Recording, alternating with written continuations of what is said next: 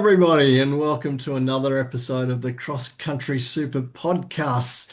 And as usual, I'm joined by Jemma Sanderson over in the West in lovely Perth. How are you, Jemma? As usual, it is fantastic to see And it's great to have another good old nerdy chat with you, Darin. you. It's all good over here. Nice and the start to winter sort of cracking in, but we're Perth, so we're nice and sunny, so we're all good over here. Yeah, it looks like you're still having wonderful weather over Mm, there, which is really nice. Just starting to turn a little bit cold here, which is not really nice. Not my favorite part of the year, but no. look, that's okay as long as it's not miserable and raining. I suppose I can probably live with it, Yeah, which is exactly, good. exactly.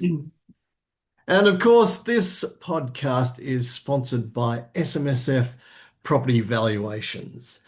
Need a current or retrospective SMSF property valuation, whether it's for annual financial statements, pension commencement, or related party transactions? SMSF Property Valuations offers fast, reliable, and audit-ready reports across Australia. And as I always say, valuations are an absolutely critical component of running a self-managed super fund. And if you don't believe me, I know there's a lot of heat on auditors right now to make sure that they're getting proper information and validation about valuations. And guess what? That means everybody involved has to uh, get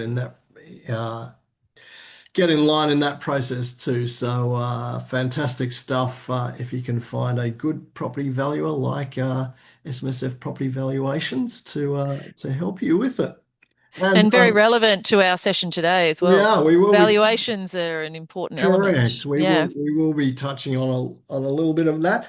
But before we do that, we should announce what the topic's going to be Yes, on. I know it's a little bit depressing this one, but it's a reality, that's the and reality. Fact of unfortunately, life. the And it's stats. not death. It's not death, It's everyone. It's not not. death. It's not death, so it's not quite that bad. But still, the instances of this tend to be rising in society, which isn't necessarily a good thing. But we're going to talk about divorce Yeah. and how that affects superannuation and in particular SMSFs Yeah. as we go along. So just to paint some context of what our discussion will be about today, we are going to assume that once the split happens between the two spouses, uh, one will keep the existing SMSF and one will form a new SMSF to house the splitting of the assets and to continue their retirement savings journey once that relationship is done and dusted. Yeah. So, where do you want to start, Gemma? This is a big topic, a Yeah, lot there's a of lot things in there. to discuss, and I know that we're probably going to, that means a lot of opportunities to go off piste. Paste, yeah, We lots. usually like to do, but where would you like to start?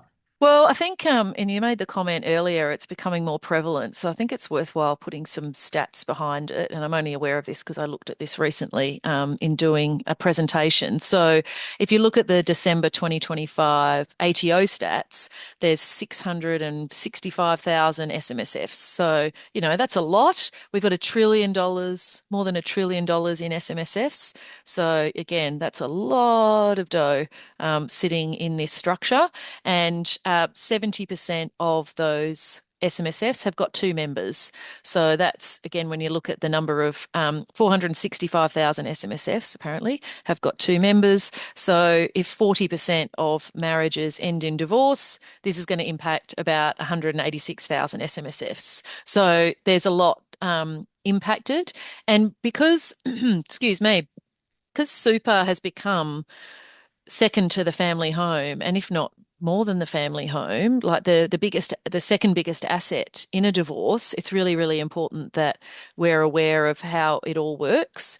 And what we encounter in practice is orders are drafted to make sure it's an even split. So it might be 50% here, or the husband keeps their account and the wife keeps theirs, and someone rolls over to another fund.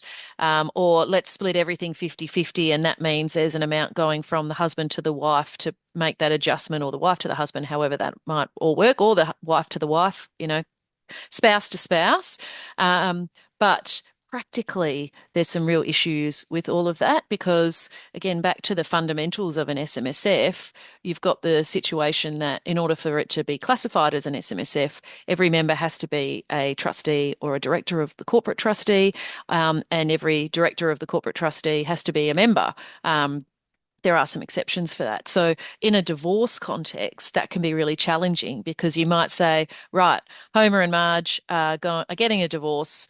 We want 50-50 split. So, some of Homer's account is going to have to go across to Marge, but then trying to land on that in SMSF land is really, really hard because right now, we're at this time of the year, we're at lodgement crunch time for SMSFs. It's mid-May.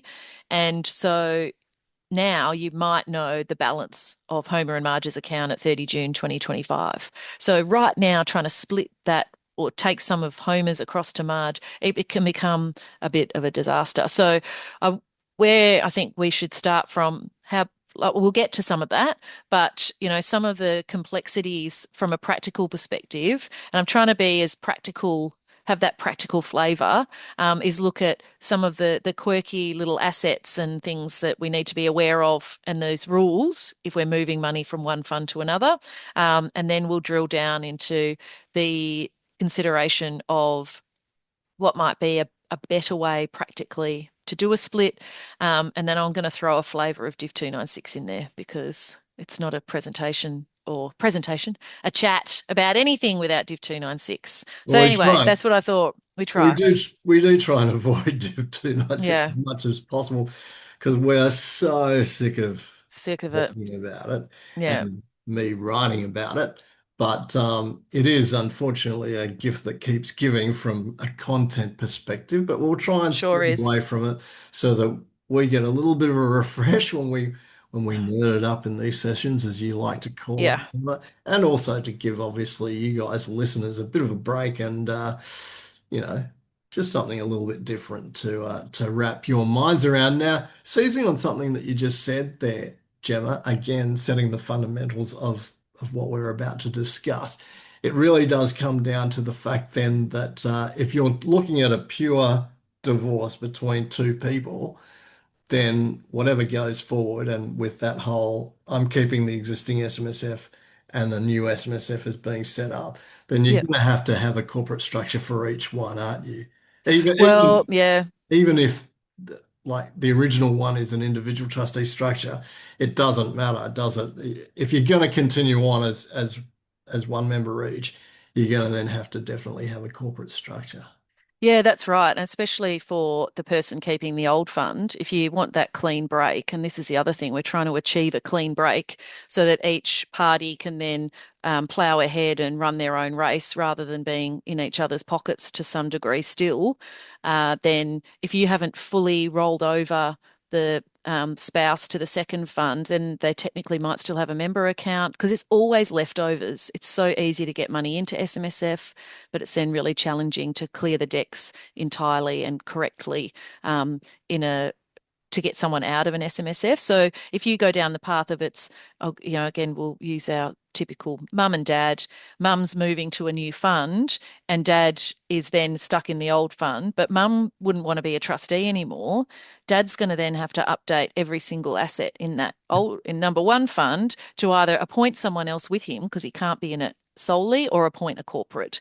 And then it makes sense for mum in her new fund to have appointed a corporate, just because just for ease. And then from that perspective, even if there is some leftovers bits that needs to happen, depending on how amicable the split is, you could have the situation that perhaps mum and dad are members of both with the how things might be rolled over and the like, just to make sure that if there are leftovers, you haven't breached those provisions in 17A of the SIS Act. So that doesn't really help a a clean break, but and this is where some of the strategies I'll go through later might end up being, that clean break can be achieved perhaps more easily. The other thing that we encounter with that, so I'm jumping ahead here, so going a little bit off piste, not giving you the background before going to the answer rather than giving you the background. So in moving property across, so sometimes, well, actually, loads of super funds have got residential property in them. And if, as part of a divorce, the agreement is, right, Homer will keep the two of the residential properties and Marge will have the other one. And so because there's two, Homer will keep the fund, the existing fund, and roll over the other residential property into the number two fund for Marge. Okay, great. Now, that rollover, if that's residential, we have to be careful because there's a SIS provision, Section 66, that prohibits a related party from a super fund from acquiring an asset from a related party. And at the time of the, say, transfer of that property, that old fund is a related party of the new fund because Marge is a member of both. So we have to tick off on that. There is an exception to that, and that is in Section 66 2B. If it's as a result of a separation, then there's an exemption to that. So that's a big fat tick. So yay. But then where do we need to be mindful of then? How are we valuing that? That property would need to be valued, and everything, all of the properties and everything in the fund would need to be valued as part of a negotiation. So that transfer of that property would need to be valued. And then the other thing we've got is stamp duty. So I'm in WA, and which I'm very proud of. We As part of our stamp duty provisions, we do not have a divorce carve out. So there isn't the ability to move a property from one fund to another and get nominal stamp duty because of a divorce. So if that's what the intention is, we have to be really strategic about how we might move that property because there's a provision that allows you to move a property from one fund to another with nominal duty, provided the person that you're moving it for. So if we're moving it from the Homer and Marge fund to just the Marge fund, Marge then has no entitlement in the Homer and Marge fund afterwards. So you can see where we're just talking about a single property here, and already we've got a SIS exemption we need to look at. Is there a stamp duty consideration, evaluation? And then I haven't even spoken about the CGT yet. But we will. But we will. Um, Yes, we will. yeah, interestingly enough, I'm in New South Wales and I'm no legal expert, particularly around this sort of stuff, but I can tell you that whenever I write stories about this, New South Wales is the one state where there are no exemptions. Yeah. So I And think, And I suspect Queensland is probably not that dissimilar. Yeah, New South Wales and Queensland tend to have some yeah, really nasty slash quirky yeah, rules we on we stamp we duty. tend we tend to get full whack for everything. Yeah, There doesn't ever seem to be any concession to say that yeah we'll waive it on this score or for these types of yeah. transactions. I think we're up for the full whack all the time. So whatever you do, don't get divorced in New South Wales. Or die there because of notional estate. Yeah, so there you go. A couple of good reasons. If things aren't quite going well for you to move interstate before anything like that happens. Now, I'm going to throw a bit of a spanner in the works here. Do I know it. this is a Do bit of it. a question without notice, Mm. Gemma, but look, have you come across situations where both parties still remain in the same fund? Yeah. Is Yeah. that even possible? Yeah, I mean, you and I could have an SMSF together. So there's no requirement that your family members or that you're not divorced or whatever that might look like. I'm actually dealing with one at the moment where because it's a business property, and that's effectively the whole balance of the fund. And so even if they could split their accounts out, it would have to still require the transfer of part of that property. So they can't get that clean break, for want of a better phrase. So if you by leaving it there, they're still going to be associated, but it would be slightly different, but not that much different if say the husband's interest moved across to a new fund because it would still be then a tenants in common interest in the underlying property. So again, we're that's what that's looking like as well. But we do encounter it. It's not that common. Actually, no, probably more common than you think, just because of like again, getting someone out of an SMSF can be a real challenge. Yeah. Yeah, I suppose one of the critical factors there, and you touched on this a little bit before, Gemma, is how amicable the split Yeah. is. Yeah. Because if it's toxic, If it's pistols at 10 paces, yeah, then yeah. even for practical reasons, if you wanted to do it, I don't think that there is any way that it could possibly work. Yeah. Like if you hate each other's guts, there's no way that you could see your way through to be able to make an arrangement like that. Mm. But sometimes, and you would be advised not to stay in the same fund together as well by all the professional advisors would say, look, you know, get that clean break. Probably use that term a lot because that's often what both parties want is that clean break. And this is one of the challenges with super funds that have got substantial property in them. So the business property, does one party keep the fund if it's all the property, and then the other party is adjusted outside super? What does that look like? You can imagine the farmers where there's substantial farming land sitting in these SMSFs. What does that look like? From a divorce scenario. So it's really important that that is taken into consideration. And then the other thing that happens is, again, if I use farming land or even business property, they're often like property values have skyrocketed in the last few years. So you could have the situation that there's a substantial unrealized capital gain sitting in that fund. And so, how do you adjust for that in any split? So, if you're keeping the fund, but there's a potential $1 million tax liability sitting in there, then if you're trying to adjust a 50-50 overall separation of assets, then you'd want that taken into consideration. And so, the other things with divorce is there's a whole raft of factors that are considered in terms of who's entitled to what. Is it 50-50? Is it 60-40? All of these things, financial contribution, non-financial contribution, etc.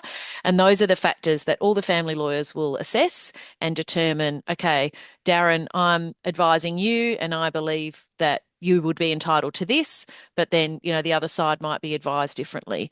But all of those factors, the proof is in the pudding if it goes to court. So most of the time we try and avoid court because it's a 3 to 4 year wait to have a hearing Wow. to go through this. Like as with everyone, everyone's at capacity. I know in WA at the moment, if you call any family law firm, they're not taking on any new clients because they're just all just absolutely at capacity. So that's a challenge even in itself. So Wow. anyway, again, digressing a little bit. But do Um, you actually need court orders to get this whole process going? so with the Section 66 transfer, you don't. You just need to be separated with no reasonable likelihood of repartnering effectively. But there's plenty of other provisions in there where you do need court orders. And so that's a good segue into, and we'll continue to use our property example. So Home is keeping two properties, Marge's new fund is keeping one. So we're transferring a property from the number one, the Homer and Marge fund to the Marge fund. Now, if that's got an unrealized gain attached to it, or in the old fund, if that gets moved from the old fund to the new fund, if I was Homer, I'd be like, well, my fund has got the tax liability for that because it's a CGT event in the Homer fund. And Marge is then going, well, sweet, I'll get a cost base reset. Sweet, that's great. But of course, from a negotiation perspective, that sort of thing might be taken into consideration. There is a CGT provision in the 97 Act, 126140, I think it is, around there, which enables CGT rollover relief. So if that single property that's going from the Homer and Marge fund to the Marge fund has a cost base of 300,000 for tax purposes in the original fund, then under when it's through orders, then the transfer of that will inherit that cost base. So that's CGT rollover. So it won't be a CGT event in the original fund, and it'll be inherit the cost base. So that's a good outcome by and large because you don't want to upfront pay tax. Like neither party would want that. The other thing with it that has to be, there's got to be orders from that perspective. So I mentioned earlier that if for Section 66, you just have to be separated with no Yeah. reasonable likelihood Yeah. of repartnering. So Marge could move her own account, that property from the Homer and Marge fund to the Marge fund, and that would be exempt from 66 under 66 2B. But if there aren't orders, then there would be a CGT event in the fund. So by there being orders, it's automatic that there's that CGT rollover relief applies. So that's really, really good. Now, the new challenge that we're going to have, looks like I'm being Montgomery Burns. Excellent. This is not excellent. This is gross. This is gross. So with Division 296 for SMSFs, we are going to be able to have a cost base adjustment. Yes. So again, I'll use this property as an example. So in the number one fund, because that's where those three properties were, and now we're moving one across to here. So in that number one fund, let's say it's a property that is worth $1 million at 30 June 2026. The fund bought it for $500,000. And then it gets transferred over to the Marge fund at that $1 million value, because say they get divorced, in the 26-27 year. So then there's capital gains tax rollover relief at the fund level. So that transfers over. So the Marge fund inherits a $500,000 cost base for tax purposes. Now, in the original fund, if they make the election for CGT cost base adjustment, then at 30 June 2026, they'll have a $1 million cost base adjustment amount for Div 296. But that doesn't carry across to Marge's fund. So if Marge then sells that property for $1 million, actually, let's call it 1.5. Well, she sells it for 1.5 million a few years later, there'll be a taxable capital gain in that fund of $1 million because it's got the original cost base, sells it for 1.5. But then for Division 296 purposes, if she's in scope, it will be that taxable the assessable capital gain there, which will be 2/3 of $1 million, that will actually be subject to Division 296 tax. She doesn't get the benefit of the cost base adjustment that occurred in the old fund. So that's a real nasty.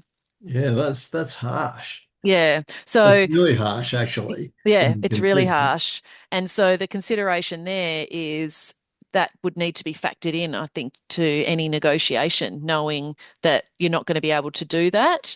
And do you just sell the asset then? But then you'll pop up with a CGT event. And so you're paying tax now when you might want to be holding the asset. So that's a real challenging one to factor in. And whilst we're on Division 296 tax, yay. So the way that the in an SMSF, the attribution of the earnings from a Division 296 tax perspective is going to be based on the average daily value of the person's interest over the total interest for the year. So let's say Homer and Marge get divorced. That property gets moved over as well as other assets, and Homer stays where he is with the two properties and other assets. So they're both in scope. Let's assume. So what's going to happen there is her rollover might occur, say, in, I don't know, December, 31 December of the relevant year. So her balance gets like landed on. So at 31 December, her total balance, including any accrued interest or rent or dividends, to that point gets transferred over to her fund. But what happens in the old fund for the balance of the year then feeds into a Division 296 earnings figure for her. So because she was in the fund for 6 months, then she's going to have an attributed amount. So if after that Homer decides to sell those two properties and there's some substantial capital gains that pop up, even though Marge doesn't really benefit from them through the proceeds, she will still get attributed with some of the taxable capital gains, Division 296 gains flowing through to her account. So that's pretty rough as well. So just to, again, I mean, there's not a lot you can do about that. No, just yeah, and I don't know. I mean, this is obviously legislative stuff rather than regulation Mm, stuff. But don't the government make a conscious effort to make sure legislation is consistent? So if it's consistent, wouldn't that mean that the C I know it doesn't, but does it wouldn't that doesn't. mean that the CGC the All those things. CGT Yeah. revaluation would carry over? Because Yeah. it seems ridiculously unfair that as a result of a divorce, then you're penalized for a larger amount of capital gains tax Yep. just because of the process of the asset split that you went through. That to me is just quite ridiculous Yeah. in a lot So of. unless the way that it's because the thing with that is there's no because it's the CGT event in the old fund, that's rolled over. So from a Division 296 perspective, there's no because the fund didn't exist at 30 June 26, so it can't have an election. Yeah, That's where the challenge is. Now, again, as we chat, we still don't have final regulations, no, whether that comes through. I know that there's definitely been some advocacy and al alerting Treasury to the issue, but it's just been one of those things where they've tried to make it simple and not complicated it with all these other adjustments and things like that. But this is absolutely one where hopefully it will come through, but you just don't know from that perspective. So the other thing with Div 296 with this as well is we've got that transitional year, 26, 27. So it's only your closing total super balance that is impacted. But when in a divorce after that, let's say both Homer and Marge are in scope, and the consideration is like Homer starts at, I don't know, 12 million, Marge starts at 8, and then they're doing a 50-50 sort of split. So Homer's going to move $2 million over to Marge so that they're at 10 each in the way that it might work. And so he finishes the year at 10. She starts at 8 and goes to 10. So his Div 296 liability is going to be based on the greater of the opening and closing. So even though he's split over some of his account, because he started at 12, it'll be 12. That's the basis for the calculation of Division 296 tax. And so again, you've almost got like the double up because we started at 20 and we finished at 20, but it's based on the 12 like almost at 22 million being what the basis is for sort of for the calculation of that. So these are all just things that in the process of, when advising clients about, okay, you're divorcing and we're dealing with your super, are they in Div 296? Are they in scope? What do they need to be aware of? All of those sorts of things. yeah, it's absolutely amazing, and it's no doubt the reason why we've talked about it so Mm, much is how much impact that the whole, it's really the machinations of the Division 296 regime has on just about all aspects of the SMSF. So it's not just about Gemma, you and I talking about an extra tax liability that I might be up for. mm, There are all of these peripheral issues that go on, and I mean, what we're talking about is look, fairly conventional strategic stuff that you might have to mm. deal with, depending on what happens in your life cycle, obviously. But nevertheless, uh, you know, your life dictates that you're going through this period of your life, and then bang, Div 296 Div will 296, rear yeah, its ugly head and say, hey, look, there's consequences here for that as well. And it wouldn't obviously be top of mind for people to think that immediately, if you're dealing with something different, that it's going to have Div 296 implications. But yeah. unfortunately, that's where we're at the moment.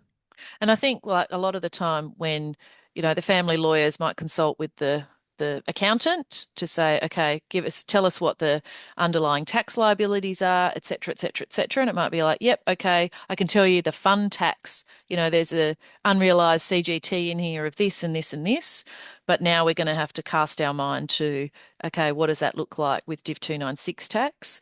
And again, to go off piste a little bit as well, we've got a file at the moment where they did a deferred capital gain or cost-based reset back in 2017. So I can say reset. Yes, Don't yes, yes. smack No, myself for saying adjustment, for no. not saying adjustment. So it was a cost-based reset back then with a deferred payment.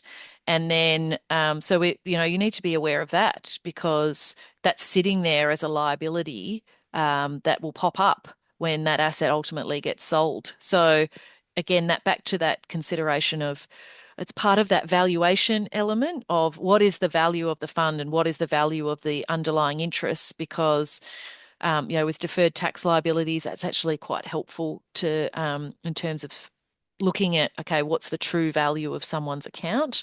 But yeah, stuff like that is, especially if there's been a few different tax agents along the way, picking up that information is critical.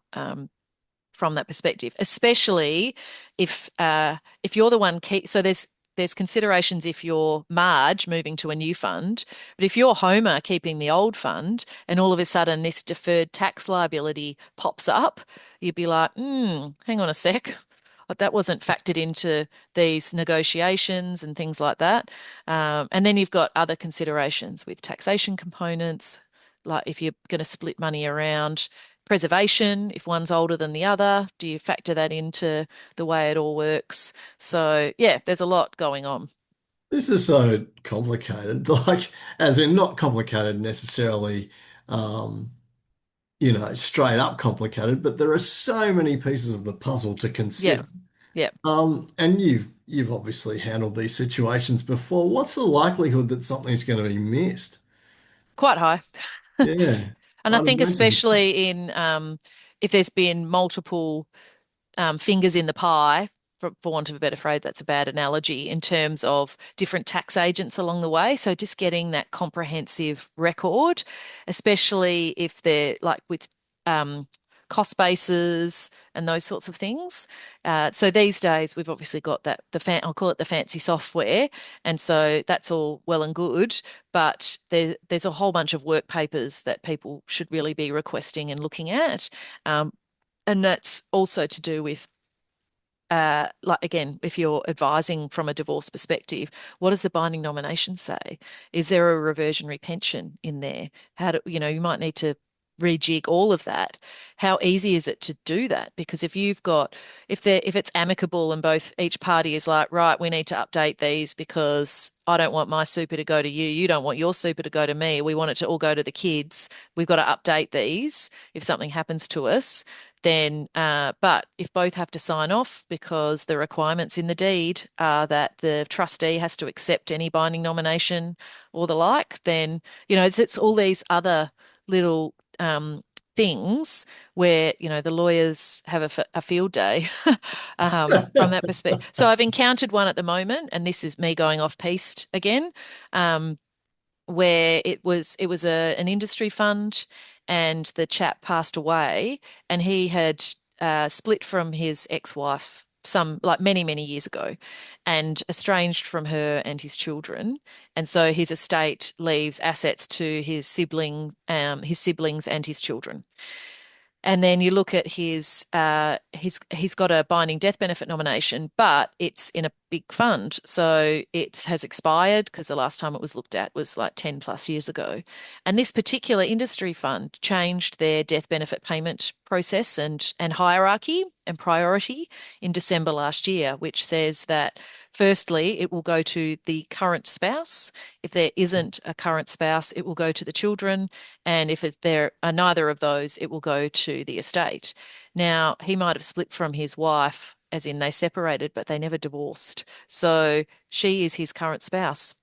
So it's like they're just a tiny little element, and it's got a big insurance policy attached to it. So a tiny little element there, it's a big, big consideration. So you've just got to be And especially when we're talking about large numbers here, and people think, oh, I've only got a couple of hundred grand in super. Okay, fine. Now we're digressing to from a death down to a death side. Fine. But if you've got insurance in there, these can be some Mm. substantial balances that people need to take into consideration.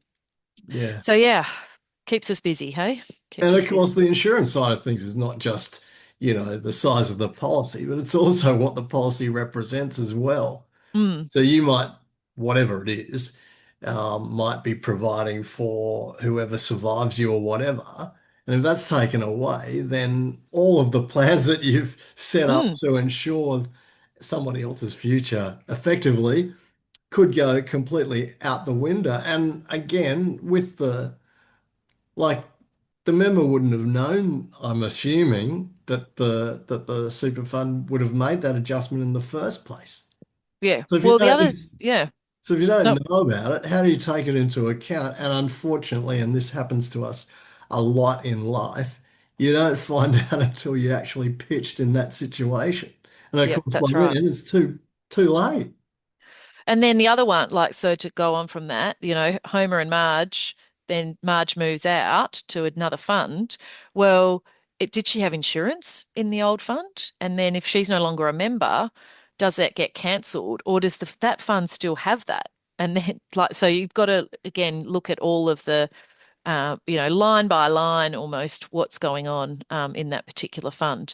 Now, the other thing I just wanted to touch on from a SIS perspective. So, obviously, one of the big things is that control and ticking the boxes of being an SMSF.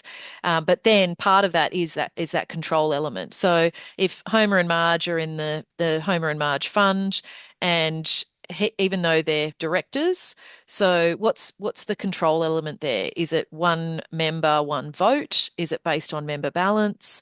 Is Homer the one that instructs the investment advisor? And how involved is Marge? If Homer has basically full carriage of the bank accounts and Marge has got none, like how does that all flow through? So you need to be like conscious of that. So that's one thing. The other thing is that we spoke about there being an exemption from Section 66 for the transfer of an asset that would otherwise be prohibited. There's another exception when it relates to an in-house asset, and this is probably by and large to do in the situation that might be a pre-1999 trust that you're moving from one fund to another. And so, yeah, there's an in-house asset exemption in there as well. Now, with that, generally, and it's a bit like the properties. So you would try and keep the properties, whoever's intending to keep the properties, if there are properties, you keep them in the original fund. So you're not having to move them. So it'd be a similar consideration with a pre-99 unit trust, if that happened to be in the fund from that perspective. So again, just navigating how that all works. Yeah, it's an unfortunate fact of life, isn't it? And I know that a lot of people don't actually find this recommendation, and I'm going off track a little bit now, this recommendation all that useful, particularly at the time.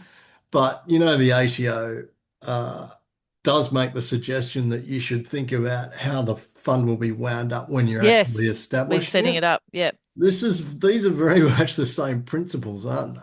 they I mean, are. And yeah. unfortunately, it's a situation that you definitely don't want to contemplate because who goes into a marriage thinking, "Oh, I might get divorced one day." So when we Well, you set kind up, of have to, though, because that's what a binding financial agreement or sort of, the Australian prenup, that's what that's all yeah, about, is yeah. before you get married, you sign off on what's going to happen if that marriage terminates.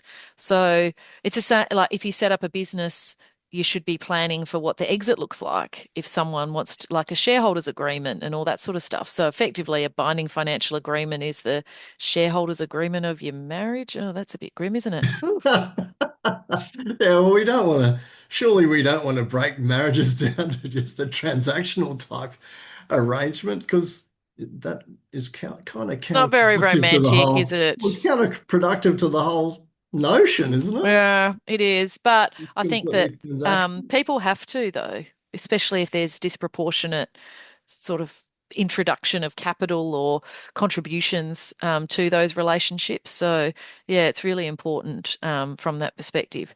So then so I've already mentioned the consideration. So it's so easy to get money from an external fund into an SMSF. It's really challenging to get someone a clean break out of the fund without there being leftovers. And that's also made more challenging because of SuperStream. Yeah. So SuperStream is the bane of everybody's existence, and especially when you're trying to get people out. So coming in, fine, whatever. But getting people out of an SMSF, you've really got to, if they just want to leave, they want to wind up their fund, you've got to get everything up to date, and then you can basically process the payment of cash to another fund via SuperStream. So, from the perspective of a divorce, the challenge with that is if, say, Marge, as part of this all, Marge was just keeping her account, and that happened to be in the form of property, maybe some a share portfolio, and then an amount of cash, a couple of $100,000 worth of cash. She was keeping her own account. So that transfer of the cash, the transfer of the property, any in specie transfers of assets, fine, no SuperStream. But the transfer of that cash has to be done via SuperStream. So that means that the Homer and Marge fund needs to get everything up to date so that that can all happen via SuperStream. Because if you don't do that rollover via SuperStream, then there's some penalties that could apply.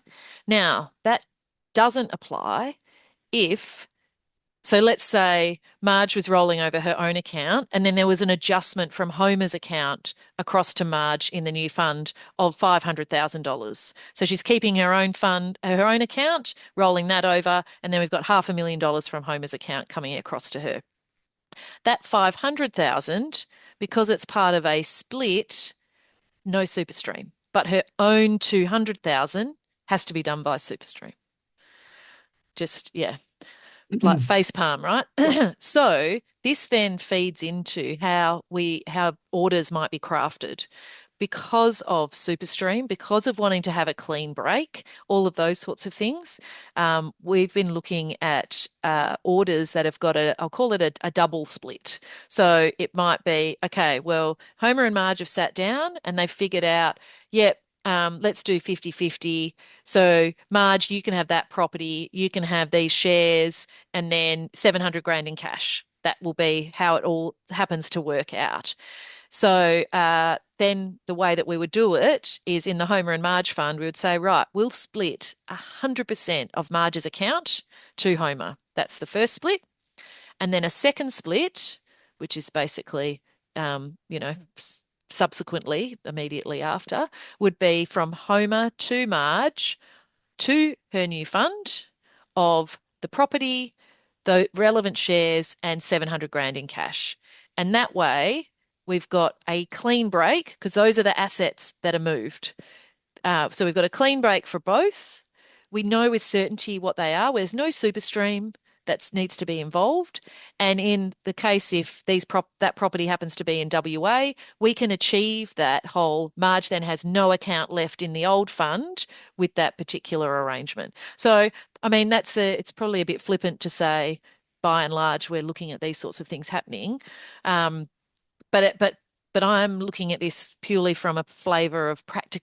practicalities of it Yeah. all. Yeah. Because the other thing is when people say, right, they'll keep their own and then get X from the other spouse, that might work out fine if it's all just assets moving and not cash.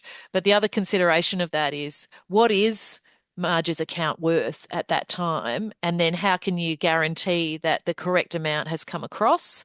So again, back to a 50-50 split of assets sounds all good in theory, but then if you've got 50% of the husband's going to the wife and 50% of the wife's going to the husband, it's just, so where we've landed at the moment, could change in a heartbeat, is we're finding it's a lot easier practically to say, right, 100% from get my timing right, Marge to Homer, and then from Homer to Marge into the new fund, clean break, CGT rollover relief, watch out for DIP 296, cost-based adjustment considerations, etc. But anyway, so that's because of SuperStream, because of we don't want leftovers, so we want the SMSF definition to be met. We want a clean break, so it's not pistols at 10 paces, and it's just practically easier from an administration perspective. So in that scenario, Jim, are you really talking about one member effectively completely exiting from the fund first and then setting up a fund and then Homer having the 100%, then doing the split from that pool? Is that how that works? So it would be that Marge is basically having a zero balance as a Yeah. member. So she assigns all of her balance across to him. She's still effectively in the fund because she's a member, because instantaneously almost, she will then end up with an entitlement that gets transferred to another fund. So she's still a member of that fund until such time as the second splitting order happens, and then she ceases to be a member and she resigns as a director. Yeah, And well, that's it's that clean. I know I probably yeah. like I said, the clean break and the clean break from an administration perspective, because we have substantial challenges 2, 3 years after divorce trying to get financial statements signed off on by both parties, and then saying, "Oh, sorry, Marge, you've still got 50 grand in an account in the old fund," and then you do a rollover of that, and then there's some franking credits. No, you still got more, la da da da da, all those sorts of things. Because the other thing that happens in divorce is people, the penny pinching. And what I mean by that is, especially if it's acrimonious, he got $1,000 more than me. I want my extra money. It's like, well, the discussion about the extra $1,000 has cost you more than the $1,000, but it's the principle, especially when, in my experience, when there's been affairs and things like that, everyone just, yeah, it is pistols at 10 paces and everyone wants what they feel like they're entitled to. So then the other thing with that in negotiations, like, it's preferred that the super fund is not the adjustment or the balancing item to get to your 50%.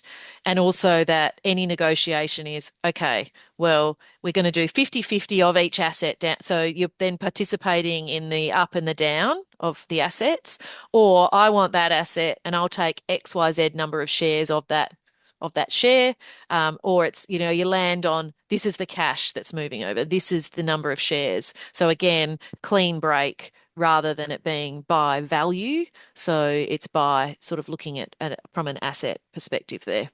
Yeah, practical perspective is so important, isn't it? Because you know, making the process easy has got to be a huge Yeah. green tick, doesn't it? So that it just doesn't drag out. And it's a bit unfortunate, Gemma, and it's human nature, I know, depending on how toxic the split has been. Mm. But if you're quibbling over small amounts rather than agreeing in principle to what should happen, you're Yep. right. It'll actually end up penalizing you. I know of a situation. It's not a divorce, but the super fund, it was a death benefit thing, I think. Anyway, it was a brother and sister who were feuding Yeah. about what they wanted. I don't know whether or not it was a live case when I was told about it 2 years ago, I think. And the bickering and the skullduggery, if you want, and Yeah. the hatred was so bad that they'd actually they'd actually spent more money in legal fees, and it was actually significantly diminishing the benefit that either of them would get Yep. if the negotiations were concluded right now. So they'd already gone past the break-even point. Mm. They'd suffered financial loss because it was so acrimonious that the lawyers have eaten up all the fees. Now, surely that is not an outcome that you want. I mean, unless you're so No. bloody minded that you're thinking, well, you know what, I don't care. I'm just going to legal this up and lawyer this up until we both come out of it even because we've both paid the lawyers and we get nothing. Now I Well, couldn't. sometimes in a divorce, if each side feels like they've been hard done by, then you've probably got a fair outcome. But only where it hasn't been, to go to court, you're talking hundreds of thousands of dollars in legal fees. Um, like $500,000, $1 million, like substantial because each side has to, trump up and pay it. So there was a case, I think it was in WA, and again, I'm digressing here on a death. So there was a whole bunch of beneficiaries that were contesting an estate. The estate was worth $600,000, but because the estate needed a lawyer, every beneficiary needed a lawyer, and everyone lawyered up and there was some family provision claims there. I think the ultimate estate left over was only a couple of 100,000. And in the end, the judge was scathing of the legal advisors, saying, this is outrageous that this wasn't sorted out in mediation. So that's the other thing is, again, there's all these factors and things that happen. If you look at the Family Law Act and things like that, I think it's 26 or 27 factors that are taken into consideration in terms of how does a split happen? Who should get what percentage? And that's the other thing is that it might be, okay, we're doing a 50-50 split of everything, of assets. So how does that then shoehorn into the super fund? So the super fund might be, okay, well, Marge might keep the super fund because that's the business property where her business is run from. So that makes sense. And then Homer gets adjusted elsewhere or vice versa. So it's a consideration of it's part of the wider estate, who's getting what. It's just the preference. So I'm talking about purely from my opinion and the practical side of it all. The preference is to make sure it's not the adjustment of any thing, and then just to be quite, you can be quite strategic about how it all works. Because the other thing you can do, so let's say Homer and Marge have got plenty of assets, but then the business property is in the fund, so it makes sense for Marge to keep that, and then so Homer basically splits all of his account across to her. Now, if there is the consideration of, well, let's get some more money into super for Marge as part of all of this, you could also have contributions go in for Homer that ultimately get split across to Marge as well, including excess contributions. Because if Homer then ends up with a nil account in super, then the associated earnings would still be applicable to the excess contribution, but he's got no super for the release to occur because it's been gone across and been assigned across to Marge. Now it's quite an anomaly that you would look to do that sort of thing, and that 100% of someone's super is going across. We've seen it in the context of a UK transfer, and it worked out really quite well. So anyway, it's I'm trying to think outside the square sort of thing with some of these strategic opportunities as well. Yeah, no, that's actually really interesting, and obviously, as long as the outcome is good, then that's going to be a good thing. Now, Mm. as we count down to the end of this episode, are there any other sort of war stories or anything like that along the lines of divorce that you can share with us? There's always so the other thing to be careful of is, especially with SMSFs. So if there's a split and there's a super splitting order that does what you want, so it's got a 100% to that person and the thing across to the other, but then it takes a long time for that to be implemented because you've got to set up a new fund.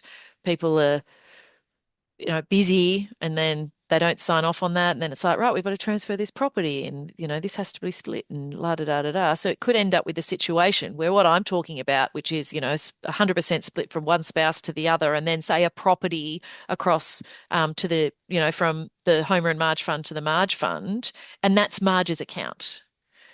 But what if that doesn't happen? And in the meantime, that's been rented out, generating all this rent and all these sorts of things. So then you've got that practical side of it as well, because the orders say it's just the property that's going over, love. You would look to make an adjustment, but that might have to be outside the realm of super because of the way that those orders are drafted. The other thing is that because of that control mechanism, you have to watch out for what the deed says. So if you do have particularly acrimonious situations and you want to try and get something done, like sell a property within the fund, buy assets within a fund, but you need both parties to sign off on, you can look at like calling a directors meeting. Is it one director, one vote? Is it based on member entitlements? Like, what are those control provisions looking like? Because you can sit there with a fund that is in limbo for 3, 4, 5 years. And then what we often encounter is they come to us and they're like, right, we need 5 years worth of financial statements done. It's like, oh my goodness. So, you've got that consideration. LRBAs in a fund when you're looking to divorce. So who's keeping that? What does that look like? What if you've got multiple properties with multiple LRBAs and someone wants to keep one and the other? So you can see where some of these challenging things do come through. So yeah, unfortunately, lots of war stories coming through. The other thing that we've encountered recently is, and this was in a scenario where they had stayed in the same fund because of a property, and then we're looking at moving over. It's like setting up a new fund to move one of them across with a tenants in common transfer of the property, and looking at, okay, it'd be preferred if we could do it the way I've described with the double order, but they didn't have a super splitting order as part of their divorce. It was just each party kept their own. And the view that we've had from the family lawyer is that we can't open that up again and do another super splitting order. So again, getting things right at the commencement. And the last one I'll touch on, which is the usual read the deed, read the deed, read the deed, because some deeds may say that when spouses split up, then the non-member spouse is the spouse that's got the lower account, and they automatically cease to be a member of the fund. Now, that all sounds, if you're the member spouse, you're like, great, get rid of them type thing. But you've got to then roll that over somewhere, or you've got to, you can't just let it sit there as an entitlement, as a liability, basically on the balance sheet. There's all sorts of other, superannuation provisions to consider there. So again, we've encountered those scenarios where it's just sat there as an unpaid entitlement of a couple of $1 million in a fund over a number of years. And then, the dispute now is, well, that should be accruing interest. And then one party saying, no, it shouldn't. And the other party saying, yes, it should. Anyway, so there's lots going on in this space, Darin. With the original scenario that you painted with the transfer of property, but it doesn't happen straight away, and then rent is still received. Does a separate agreement outside of the court orders have to be drafted in order to figure out what happens with those rents? Well, the thing with that is, I mean, if you're the person keeping the old fund, you'll be saying, well, that's too bad, so sad. The orders say you're getting the property and you haven't pulled your finger out to set up that, we're ready to go. We're good to transfer this. And you haven't pulled your finger out to set up the fund and get things moving. Also, orders often will state who is responsible for certain things. Yeah. And so, you've got to, if it's the responsibility of the departing member to do all the bits, then if you're sitting there where you are, you might be like, well, again, too bad, so sad. So it's just, yeah, and it's the nitty-gritty of some of these clauses and things like that that you've got to look through really carefully as well. So the law will be on the incumbent side then, It effectively. depends because Yeah. sometimes it's the departing fund, that spouse, the spouse who's keeping the old fund, they're the ones like they might be 50-50 responsible, or the cost of setting up the new fund is met 50-50, or they're the ones who are responsible for it moving across and doing it. So it's all dependent on, again, it's back to that whole read the deed mentality, read the orders, read everything really, really carefully, read your reversionary pension documents or just your pension commencement documents. What does your binding death benefit nomination say? Is that even binding? If it's not, then who would be the remaining trustee? Homer and Marge are still, they haven't split out yet. Marge dies, Homer's the trustee, he's still the spouse. So then, like all of these things, it just requires a real, that whole um, holistic consideration of all those bits and pieces. So, like with a lot of the things that we discussed, Gemma, it always comes back to do or do not. There is no There's no try. try. Yeah, that's right. And you just need to get professional advice. Yeah. And B, it's often a lot of it is awareness. So, yeah, I can see that that's an issue. Like, let's bring it up. Let's look at it in a bit more detail, because I suspect that because of, Div 296, people aren't thinking about the impact of that, not thinking about, oh, does the cost base adjustment carry across to the new fund? Right. Well, what do we do about that? How do we adjust for that? All of those things. Yeah, really difficult. So many Yeah. aspects to consider as well. It's really a bit of a minefield to use a cliche Yes, of it is a trying to cliched minefield, 100%. to try to Yeah, navigate these situations. I think that's probably a good place to wrap it up, Gemma. sure. I think So, so too. Yeah. we've been through a hell of a lot of issues today, so Yeah. I feel like we've been around the world for sixpence actually in this session because we've addressed so many of these considerations. But of course, I'd like to thank you for giving us your insights and taking us through all of this technical information that people have to consider when they're looking at a divorce situation.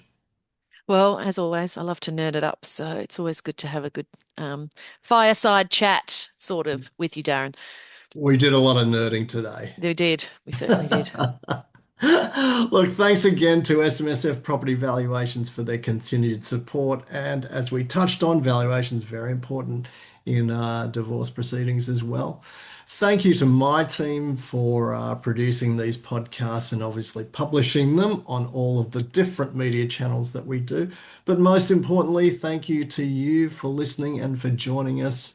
Again, we don't want you to go through a situation like this, but we No. do hope that you've learnt something just in case your clients are unfortunately faced with these situations and they can navigate with your help um, the procedures more painlessly, I suppose I Yeah. should say. So the only thing to do is to say goodbye for this episode and the fact that Gemma and I look forward to having you join us for the next time we do a cross country super podcast. Take care and bye for now. Bye, everyone.